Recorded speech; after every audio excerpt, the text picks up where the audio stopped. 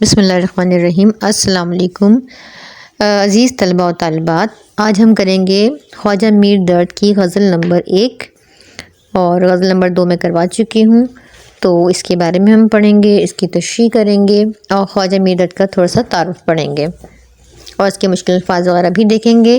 تو اگر آپ نے چینل کو ابھی تک سبسکرائب نہیں کیا تو پلیز چینل کو سبسکرائب کر دیں، اور جن لوگوں نے جو ابھی نئے ہیں اس چینل کو فرسٹ ٹائم دیکھ رہے ہیں تو پلیز چینل کو سبسکرائب کر دیں اور ساتھ میں لگے ہوئے بیل کے آئیکن کو ضرور پریس کر لیجئے گا تاکہ آپ کو اس طرح کی ویڈیوز وقتاً فوقتاً ملتی رہے اور آپ اس سے فائدہ اٹھا سکیں۔ اس کا پہلا شعر ہے کہ سینہ و دل حسرتوں سے چھا گیا، بس ہجوم یاس جی گھبرا گیا۔ اس میں آپ حوالہ شاعر دیں گے۔ پیش نظر شعر خواجہ میر درد کی غزل سے لیا گیا ہے۔ خواجہ میر درد کو صوفیانہ شاعری کا امام کہا جاتا ہے۔ تعارف شاعر کی آپ ہیڈنگ لگائیں گے کہ سید خواجہ میر درد ان کا نام تھا، درد تخلص تھا۔ درد اردو ادب میں صوفی شاعر کے نام سے جانے جاتے ہیں۔ والد کا نام محمد ناصر اندلیب تھا۔ سن 1819 میں دہلی میں پیدا ہوئے۔ والد صاحب دیوان صوفی شاعر اور گوشہ نشین بزرگ تھے۔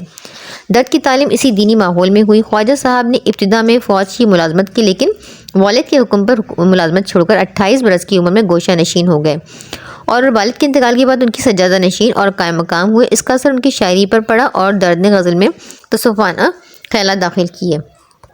ان کی تصانیف ہیں نالہ درد، آہ سرد، شمع محفل، واقعات درد، دیوان درد۔ تعارف شاعر کے بعد اس میں ہر شعر میں اپنے حوالہ شاعر اسی طرح دینا ہے۔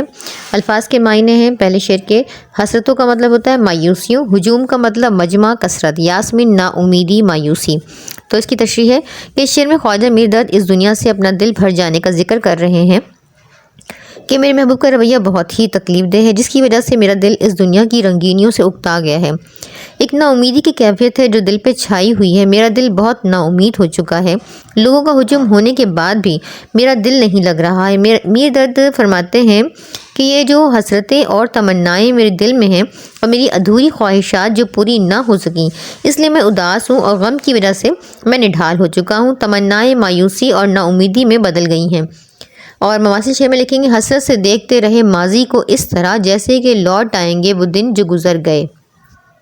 شعر نمبر 2 ہے، تجھ سے کچھ دیکھا نہ ہم نے جز جفا، پر وہ کیا کچھ ہے کہ جی کو بھاگ گیا۔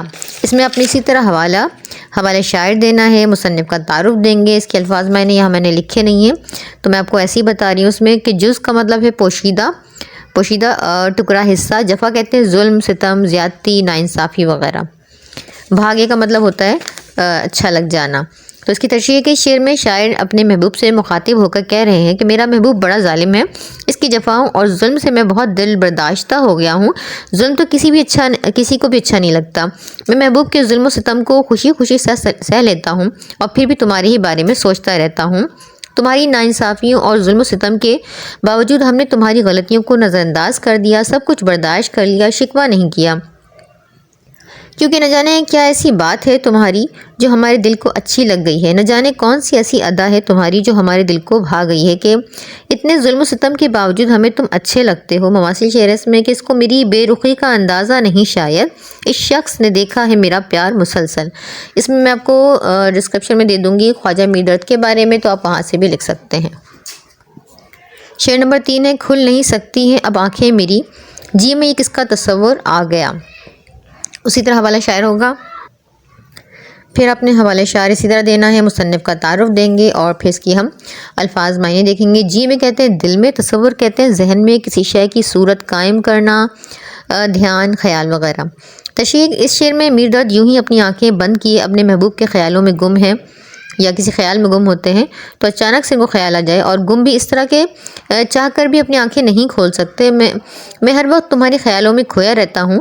ہم اپنی آنکھوں کو بند ہی رکھتے ہیں تاکہ تمہارا تصور ہماری آنکھوں سے دور نہ ہو جائے۔ اور شاعر فرماتے ہیں کہ جی میں یہ کس کا تصور آ گیا، یعنی مجھے اپنے محبوب اتنا عزیز ہے کہ آنکھیں کھولنے کا دل ہی نہیں کرتا۔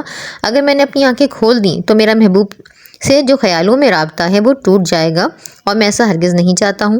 مماثل شعر ہے اس میں کہ رہتے ہیں غرق ان کے تصور میں شب و روز صاحب، ایک دن ہماری جان محبت میں جائے گی۔ شعر نمبر 4 ہے، میں نے تو ظاہر نہ کی تھی دل کی بات، پر میری نظروں کے ڈھب سے پا گیا۔ الفاظ کے معنی دل کی بات کہتے ہیں، جی کی بات، ڈھب کہتے ہیں روش، طریقہ، طور۔ تشریح اس شعر میں شاعر کہہ رہے ہیں کہ میرے دل میں اپنے محبوب کے لیے جو جذبات اور چاہت ہیں، وہ محبت تو میں نے کبھی بھی اپنے محبوب پر ظاہر نہ ہونے دی۔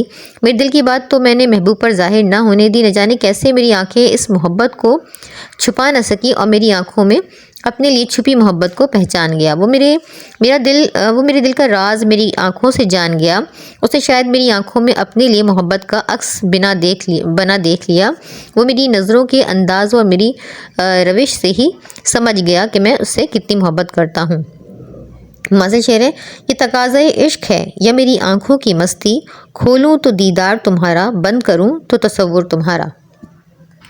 اور اس کا آخری شعر ہے، شعر نمبر 5 کہ مٹ گئی تھی اس کے جی سے تو جھجک، درد کچھ بک بک کے تو چونکا گیا۔ الفاظ کے معنی ہیں، جھجک کہتے ہیں ہچکچاہٹ، بک بک بکواس، چونکا گیا حیرت زدہ کر دینا۔ تشریح ہے کہ میر درد اس شعر میں کہتے ہیں کہ جب میرا محبوب یہ جان گیا کہ میں اس سے کتنی محبت کرتا ہوں تو اس کے دل سے سارے خوف اور اندیشے دور ہو گئے اور اس کی ہچکچاہٹ اور جھجک بھی ختم ہو گئی۔ اس نے جب مجھ سے بات کرنا چاہی تو میں خوشی میں اور بدحواس ہو گیا اور فضول اور بیکار باتیں کرنے لگا، اور جب اس نے میری یہ بکبک اور میری بے مقصد باتیں سنی تو وہ اچانک پہلے کی طرح بیگانہ ہو گیا، کیونکہ اس نے میری دیوانوں جیسی حالت دیکھ لی اور وہ حیرت زدہ رہ گیا۔ آخر مجھے ہوا کیا؟ ناراض تم ناراض ہم، کیسے مٹے پھر یہ دوریاں، ہم منتظر تم بے خبر، دونوں کی ہیں مجبوریاں۔ یہ اس کا مواصل شعر ہو گیا۔ اور آپ لوگوں کی جو اچھے اچھے سے کامنٹس ہوتے ہیں اس کو پڑھنے کے بعد ہمیں بہت خوشی ہوتی ہے، تو پلیز آپ لوگ اچھے اچھے سے کامنٹس کیا کیجیے اور اپنے دوستوں کے ساتھ شیئر کرنا نہ بھولیں۔ سبسکرائب ضرور کریں اور ساتھ میں لگے ہوئے بیل کے آئیکن کو ضرور پریس کر لیجیے گا تاکہ آپ کو اس طرح کی ویڈیوز وقتاً فوقتاً ملتی رہیں۔